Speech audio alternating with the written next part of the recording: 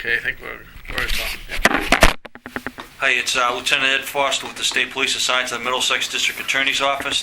We're at the Framingham Police Department. It's Thursday, January 6, 2011, approximately 2:30 in the afternoon. We were with Officer Brian Curtis. In the room also is Deputy Chief Kenneth Ferguson, Officer Dave Carlo, Union President, Framingham Police Department, Attorney Alan McDonald, Counsel for the Union. We're investigating homicide shooting of victim Yuri Stamps of 26 Fountain Street that occurred at 26 Fountain Street on January 5th, approximately 12:30 in the morning. Officer Curtis, I believe you're a member of the SWAT team? Correct. So basically, if you could just take us through that night, what you remember, what your function was there, and From what from point? there. Once we get there? What's that? Once we get there? Or Well, where if do you wanna need this, but maybe you could start at like your briefing, what time you were called, and then what your assignment was, and then where you were at your assignment. That's what I left you the photo there for. start? Okay, I got the page sometime after 9:30, I think. Yep. I wasn't sure if I was supposed to come in because I'm not an actual full SWAT operator yet. I just joined the team. The station actually called me, Sergeant Mike Esposito. He said, "Did you get the page?" I said, "Yeah," but I figured I was supposed to ignore it. He said, "No, you're supposed to come in." So I said, "Okay, I'll be there by 11 o'clock." I think I got it in around 10:15. Went in, threw on my ACUs, got my gear from downstairs, brought it into the roll call room, and just got everything ready until they gave us the briefing. And then during the briefing, they gave us our assignments. I was assigned with Greg Reardon to the BC side of the building. Okay. If you want to put that in there, You want me to that's do it? fine. Yeah, I know that's the A side, B side. We've been getting a little educated here as it goes on. And yeah, you could just put who you're there with over there. Officer Reardon and I were instructed. Was there anybody else there with you? That weren't SWAT, even other police officers, if you remember, on that side of the building? There was a bunch of plainclothes detectives. The only one I remember specifically is Avila. Okay. Just put the C side, like will be up on whatever, wherever you think it is. Okay, that ABC. Okay. All right, beautiful. All right. Okay, so go ahead. So you arrived at the from the SWAT truck? Well, our instructions were from Sergeant Stewart were to approach the house with the shield. We were to drop the shield here, Yeah. and then our main concern was to stand in the BC corner and cover these two doors. Okay. So when we got there, we all emptied out of the truck. Officer Reardon carried the shield. He dropped the shield. Once he did, I took point, and we both ran down to the BC corner, and I covered this door as he watched the C side of the building. Okay. Did you observe any other SWAT members at that time, or? There was two SWAT members on.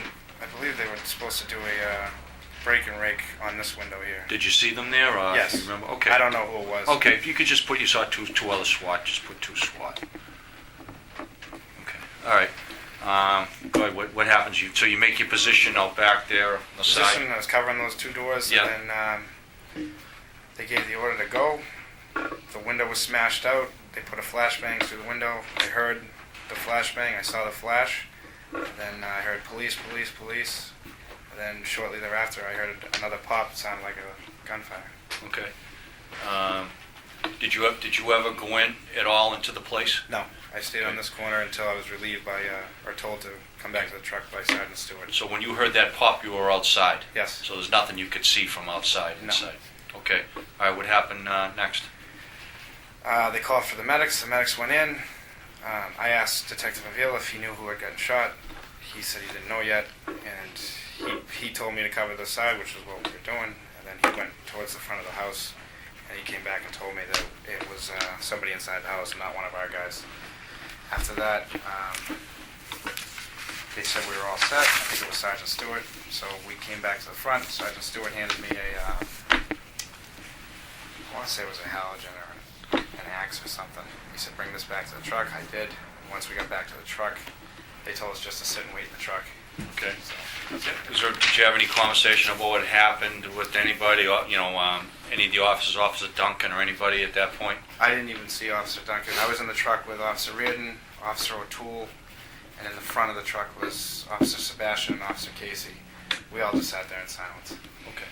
All right, so you at this point, you didn't know what happened? I mean, did you at least know that the shot wasn't one of you guys? Yeah, I was told by Detective Sorry, Wheeler, okay, all right, that it was a guy in the... guy in the house. Okay, all right, And I actually saw the stretcher come out, and Okay. if you don't see the fatigue, you okay, kind of assume. okay, all right, all right. All right, so you went back to truck, and then at some point you secured? Yep. Yeah. And that was it.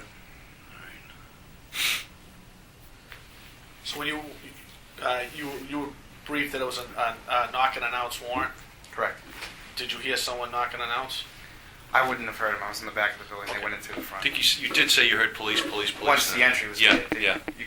everybody screams police Yeah, once right. they go Yeah, in. So yeah. you heard the flashbang, Flashbang, and then the police police, yelling. and then- Everybody was yelling police, and police, then, police. then a shot, which then a sound of bang. It sounded like a crack. It sounded like Rifle. you recognized the gunshot. Right. So you were briefed why you were there, who the potential of the people in the place and Yes. all that. Needless to say. All right. And what weapons did you have with you?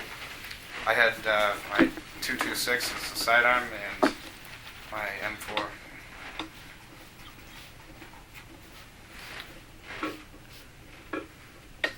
Okay, it's approximately 20 or 3. That'll conclude the interview with Officer Brian Curtis. Thank you.